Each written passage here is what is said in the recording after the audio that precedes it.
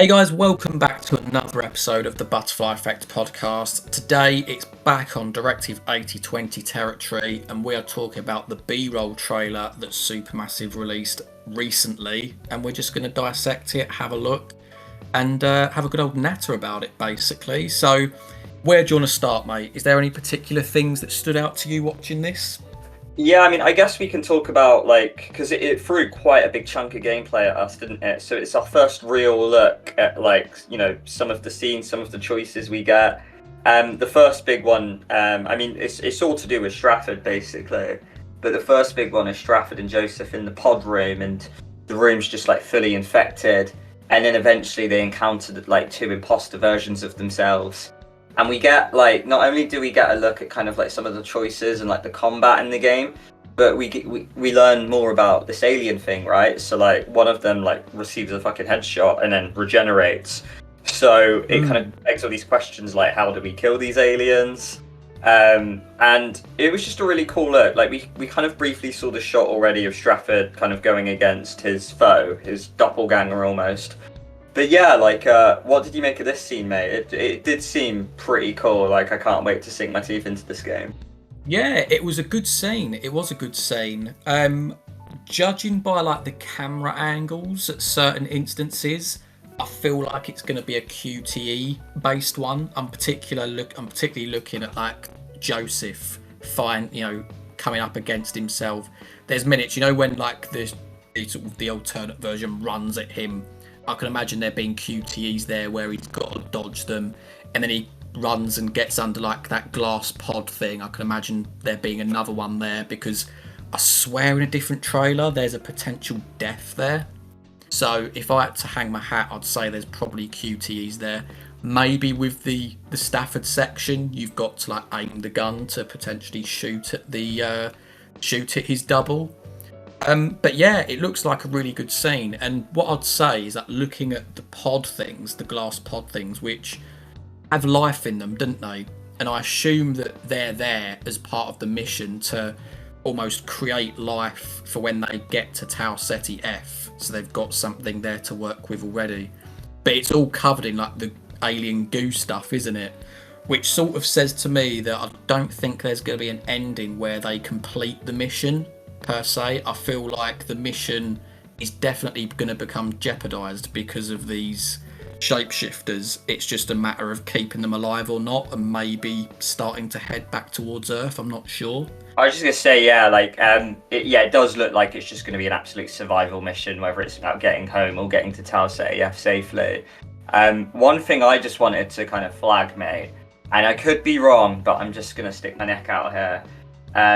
I think, because afterwards it bleeds into a second scene and Stafford and Joseph come back, I think it's the wrong Joseph that goes back to the ship. I'm just going to say it now, mate.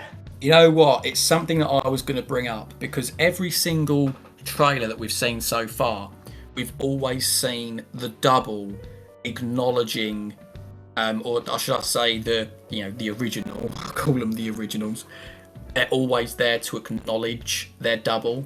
What I'm looking forward to is those scenes where characters come together but you really don't know who they are.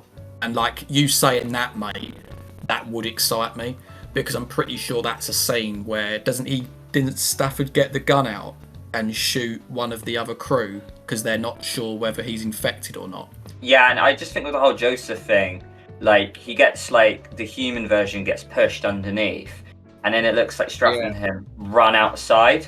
But like I don't ever you don't almost see a scene where Joseph wins his fight. So it's almost like either he's left there to die and maybe that's a choice, or maybe like he gets knocked out or something and then fake Joseph blends in with the rest of the crew. Stratford doesn't almost do like a telling check. And I'm already seeing it where I don't trust Joseph in this room, And also, yeah, like you mentioned the other scene as well, where we have this Williams character, right, who's behind the glass, which is the second convenient bit. Joseph almost encourages the shot, I think. I'm pretty sure he does. Yeah, he does, yeah. Yeah, and then, I mean, this is a little spoiler, but, so like spoiler warning, but the narrator on IGN who spoke about the video game in depth said, like, oh, I made a choice that I later learned to regret. So we already kind of know that shooting is the wrong option, even though that it is weird that this Williams character decides to punch the glass and like really inhumanely. So like, you know, I probably might have shot if I didn't have this preemptive knowledge, to be honest, because he is acting weird. But yeah, Joseph encourages it, and then it's deemed that Williams was Williams. So yeah, already guys, if you're going to play the scene, keep an eye on Joseph, I'm telling you. Which therefore begs the question, and I'm going to give you the floor again, mate, because you obviously brought a good point up before. I wonder if there's going to be ways in which us as players, if we've got, very detailed eyes, we can, spot little things and stuff. If there's going to be a way that we can determine a difference between the original character and the shapeshifter. Yeah, because I recently rewatched The Things, both the 80s one and the 2011 version, and you can, like, they don't have the portal thing that we see in these trailers, but they do the classic thing of like, oh, you react the blood to a chemical, and then if the blood moves erratically, they're an alien, and then it eventually reveals that that person is infected. The 2011 does this really interesting thing where when the clones kind of like redevelop like the matter, it can't recreate metal. So when people have like piercings or like a metal filling in their tooth, it can't recreate that, and you can tell who the alien is. So another thing that I'm kind of gonna like tell you, Jack, and anyone listening, beware of people's jewelry and piercings, because it might be that they don't include it, but that's something I'm going to be looking at on my blind playthrough.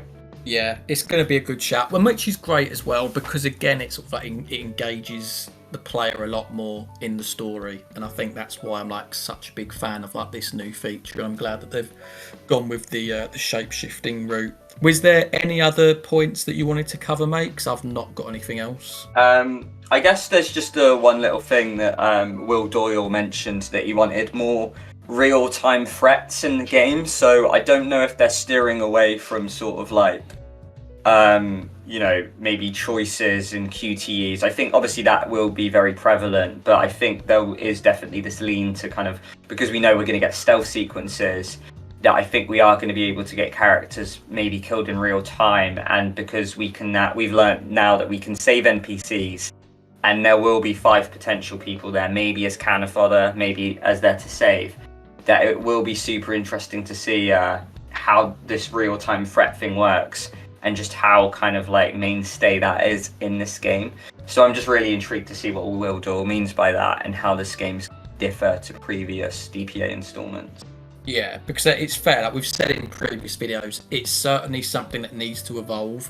I don't want it to get to the point where the choices and the branching become reduced, so they become at the expense of the survival horror stuff, because it is first and foremost the fact that you make these choices and the story rolls on. Like, that's the appeal for me with this, not so much the survival horror stuff. But I will accept that I think it's a good move that they're adding this sort of gameplay in there, because I do think otherwise it would get stale very quickly. And if we're now sitting here saying that these games are probably going to come out every 2 or 3 years, then further still, I think it could get stale even more quickly. So honestly, props to it. We'll have to see what it brings, and what other ideas they've got down in the pipeline.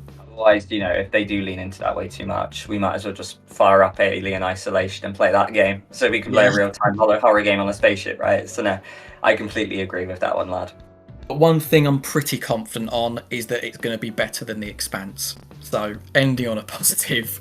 Yeah, that's true. Who knows? We could still do that if there's enough. If there's enough reception for it, Directive 8020 versus The Expanse, but we'll have to see. I think if my monitor fell on my ballsack and crushed it, I probably would have a nicer experience than the shambolic train wreck that was The Expanse, lads. So the bar's very low. And on that note, we'll wrap up the video there. So there, guys, obviously took a little look at the B-roll trailer, some interesting things there, potentially a QTE scene. We had some choices, and we spoke a little bit about how the shape shifting could come into play as well. But what do you think? Let us know in the comments below, and stay stay tuned, stick around on the channel. We're going to be covering Directive 8020 extensively, pre-game, post-game. So you know where the good stuff is. Hit subscribe, and we'll see you around. Don't trust Joseph, look out for metal, and we'll see you in the future.